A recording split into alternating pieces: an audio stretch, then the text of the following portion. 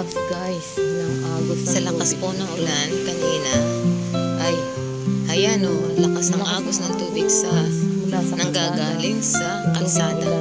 Papunta naman dito sa loob, sa side namin, ng bahay namin. Ito.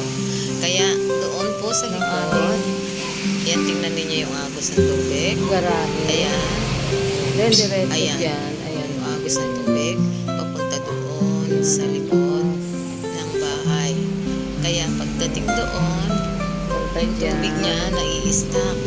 Kaya nagkakaroon kami ng baha dyan sa likod. May tubig na Yung dyan. mga estudyante pa naman dito, yung nahihirapan silang magdaan kasi syempre, iwas-iwas na gusto nila nadudumihan sila. Tingnan nyo dyan, oh guys. Mga tubig na dyan ngayon. Tubig ulan yan. Ayan, oh. Doon pa yan, sa may banda pa roon, may tubig pa. Ay, nako guys, ang dami-daming perwisyong Ayan guys. nagagawa itong ano na to eh, itong bagyo na to eh.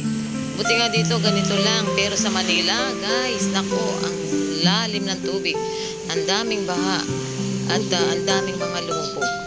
Kaya nagpapasalamat pa rin kami at ganyan lang dito. Ayan, tingnan nyo guys, diba? Ayan. Pero ang aming mga halaman, ayan, ay mga tuwan-tuwa siya kasi natitiligan sila araw-araw.